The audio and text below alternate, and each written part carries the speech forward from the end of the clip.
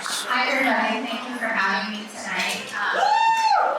My life was forever altered at 15 years old when I met my mountain. And that's what we're going to talk about tonight. Not in the injury, not in the diagnosis, but essentially the life that I thought that I would have. And when I fell snow skiing, I remember thinking, I'm face down in the snow and I'm unable to get up and I don't know why. Which sounds pretty silly, but I was 15 and I had never broken a bone before. I never even sprained anything. Just a spinal cord, I guess I got lucky, I guess. We can laugh, it's good to laugh. But my new reality as a sophomore in high school was that as all of my friends were getting their licenses, I was learning how to urinate on my own. I was learning how to feed myself. I couldn't get dressed. I couldn't do anything by myself. And I essentially went from being an athletic young woman to an infant. Can you imagine? I want everyone to just gauge their nose for a second. Nope, can't do that. Tie your shoe. Nope, can't do that.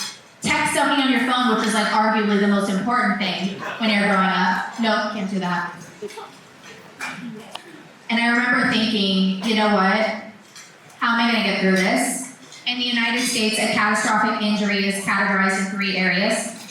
It's an injury that impacts you financially, physically, and emotionally. Mickey already shared the average cost for a spinal cord injury in the United States is a whopping $1.3 million. Can you imagine spending that much money on something you didn't even want? I'm not done yet.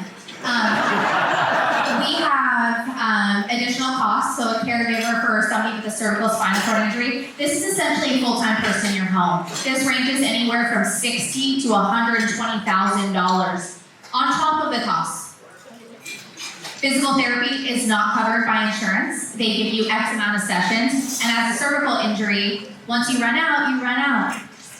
Anybody want to guess what that costs? Yep, $5,000 a month out of pocket. It's insane. But you know what? Anthony and I made a joke earlier to Tanya. I said, you know what? This is like a really funny, messed up high school reunion for all of us. Because we all met at Project Walk at the worst times in our life. When we all were all learning how to navigate this new injury. And we all had each other, we all had community, which was really important at the time. And you've heard me talk about the physical struggle, which is immense, but I'm here to tell you as somebody that's lived half of her life disabled and half of her life not, it's so much deeper than that. It's non-stop fundraising to be able to just afford medical catheters so you could pee. Can you imagine just not being able to go to the bathroom right now? Nope, you have to have somebody help you.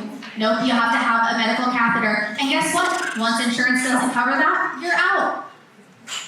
Like, I don't think people can even grapple with what that feels like, to have that reliance on somebody else.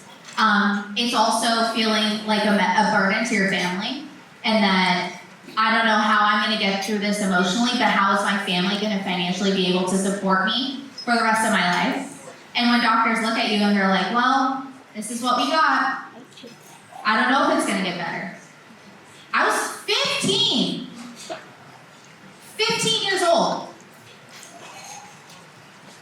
And to go even deeper, I'm going to go back to the mountain analogy. Pun intended. You guys, I broke my neck skiing. We can laugh. We laugh at our trauma around here. It's okay. Everybody in this room has their own mountain. And while I'm sitting up here and you could all see mine, I imagine many of you get to hide behind yours. Is it grief? Is it anxiety? Is it loss? Is it insecurity? Think about it. All of it. Oh, I love we have some shares in the audience. Usually I like to do a little crowd work, but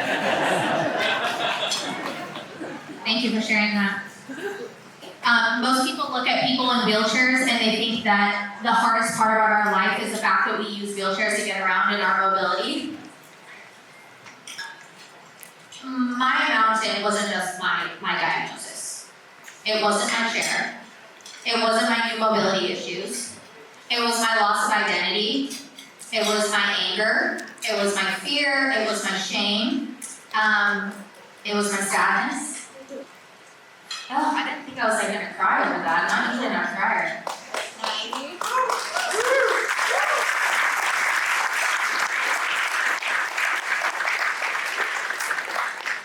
With the help of Walking with Anthony, they don't just provide financial support. They do that and beyond. But more than that, you're looking at Zoom calls of people that genuinely get it, that genuinely care. And it's just, you can't go through this injury without it. You truly can't.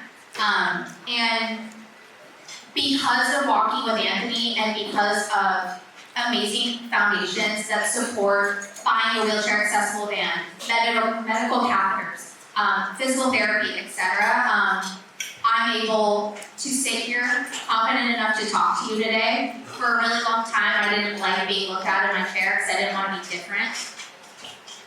You're beautiful!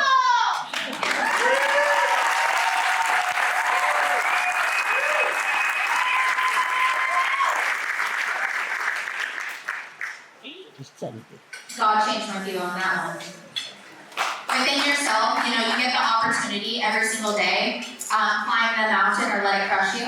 And I'm hoping tonight, when you hear from all of us, that you'll consider donating to somebody's mountain to help them climb a mountain they didn't know that they could with support like this. And from one spinal cord injury to another, I'm so inspired by you, Anthony, and your mom and your family and what you do in the community. I'm just really grateful to be here. Thank you so much.